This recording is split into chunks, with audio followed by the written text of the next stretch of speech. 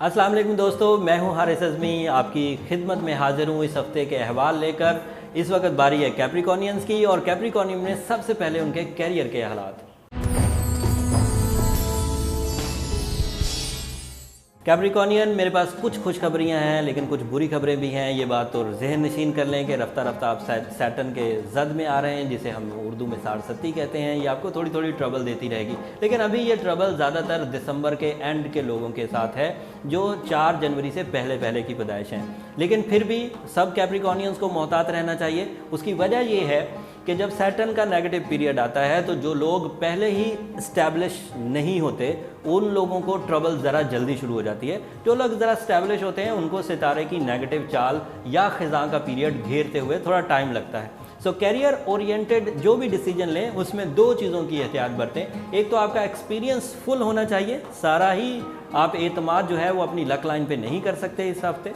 दूसरा, आपको अपने वसाइल को यूज़ सही तरीके से करना है। अगर अपना एक बी प्लान भी तैयार कर लें तो वो भी बहुत अच्छा होगा। अब कुछ बातें आपके हेल्थ सेक्टर से। कैप्रिकॉनियंस, इस बात का अंदाज़ा लगाएं या रीड करें जो हालात सजिटेरियस के साथ पिछले 7 सालों में रहे, अब उनके कुछ हिस्से आपकी ज़िंदगी में भी आएंगे।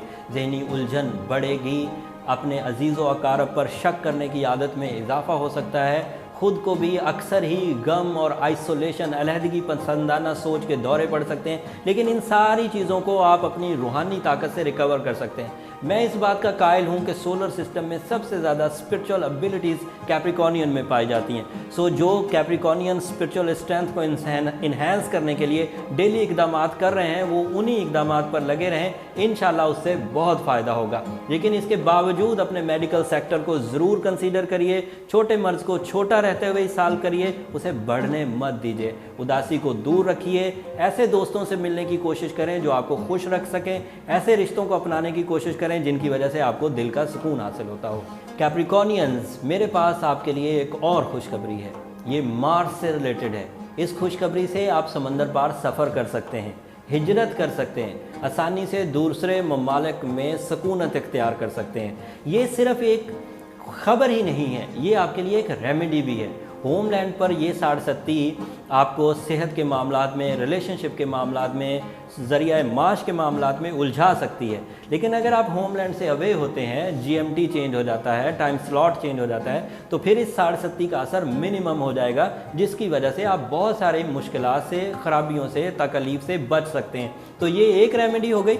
लेकिन जो दूसरी रेमेडी है वो ये है कि स्टोन थेरेपी या जिमोलॉजी के एतबार से अगर आप गार्नेट या गार्नेट के रिप्लेसमेंट में रूबी पहने तो वो भी अपनी केमिस्ट्री में आपको इतना सपोर्ट कर देगा कि जिससे सैटर्न की नेगेटिव रेज आप काउंटर कर सकेंगे, उन्हें रिपेल कर सकेंगे और आपकी ज़िंदगी में ट्रबल्स नहीं आएंगी। ये सिर्फ इंफॉर्मेशन की वजह से ही हुआ कि सैजिटेरियस लीस्ट डैमेजेस में गए, लेकिन बहरहाल वो डैमेजेस में गए। उन लीस्ट डैमेजेस को अगर आप अपने लिए सबक आमोज़ बनाएं, लेसनफुल बनाएं, तो आप भी रूबी पहन के सूरह शम्स को दिन में पढ़ के और सूरह नजम को रात में पढ़ के इस खराबी से बाहर आ सकते हैं। बहरहाल ये एक रेमेडी इस अंदाज से है कि आपकी ट्रबल्स दूर होती रहे, लेकिन उसके बावजूद एहतियातें ज़रूरी हैं। सो कैप्रिकॉनियंस, ये थे इस हफ्ते के अहवाल। होपफुली आपने इससे काफ़ी सबक सीखा होगा और इस इंफॉर्मेशन से आप अपनी ज़िंदगी के अच्छे फ़ैसले ले सकेंगे। इस तरह की इंफॉर्मेटिव वीडियोस के लिए मेरा चैनल ज़रूर सब्सक्राइब करिए और इस वीडियो को अपने कैप्रिकॉनियन दोस्तों को भी ज़रूर टैग करिए ताकि वो भी अपनी ज़िंदगी के मामलात को एस्ट्रोलॉजिकल एस्पेक्ट से रिजॉल्व कर सकें।